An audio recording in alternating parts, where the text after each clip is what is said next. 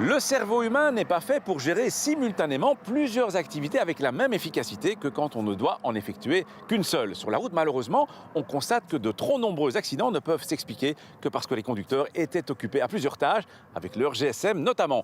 Voilà ce qui explique la nouvelle campagne de l'Agence wallonne pour la sécurité routière. La tête dans son téléphone, sans écouteurs, on la croirait folle. Sans Google, on la croirait conne.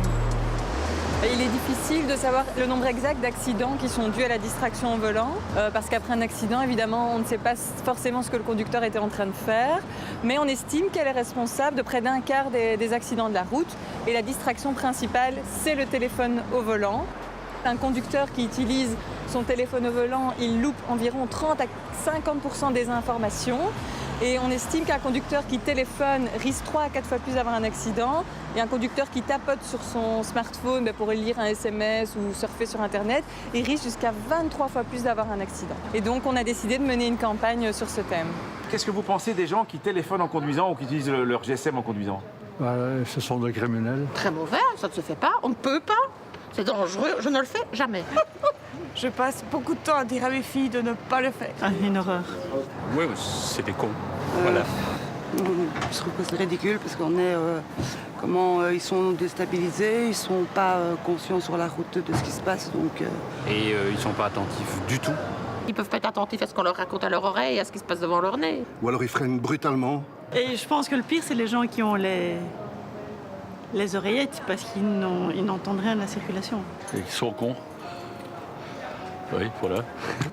C'est tout. L'objectif de la campagne, c'est de faire passer le message aux gens qui utilisent leur téléphone au volant que ça énerve tout le monde et de manière un peu percutante, on leur dit qu'ils sont en fait vus comme des cons. Ce mot n'a pas été choisi au hasard, c'est souvent la réaction épidermique qu'on a quand quelqu'un nous met en danger sur la route. Oh quel con, il m'a grillé la priorité par exemple.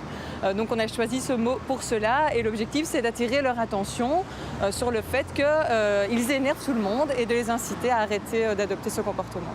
On peut également parler des autres usagers de la route, les cyclistes, les piétons. On en voit aussi beaucoup qui utilisent leur téléphone en marchant ou en roulant.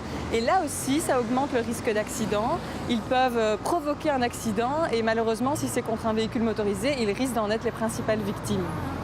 Il y a également d'autres sources de distraction qui peuvent survenir. Les GPS, les tableaux de bord tactiles, il vaut mieux régler tout ça avant de partir. Et manger ou boire peut également provoquer de la distraction. Il suffit de faire tomber quelque chose dans l'habitacle pour risquer d'avoir un accident. Dès qu'on quitte la route des yeux, le risque d'accident augmente fortement. Au volant, utiliser un téléphone portable en le tenant en main est dangereux et strictement interdit, que ce soit pour téléphoner ou pire, pour lire ou rédiger des messages. Et même si vous disposez d'un kit main libre, nous vous recommandons de limiter les appels au maximum, car de toute façon, votre attention en pâtira. Quand faut-il utiliser ces clignotants dans un rond-point? Pas pour y accéder, et c'est logique car tout le monde s'engage vers la droite de toute façon. Par contre, il faut clignoter pour annoncer qu'on voudrait changer de bande de circulation dans le rond-point.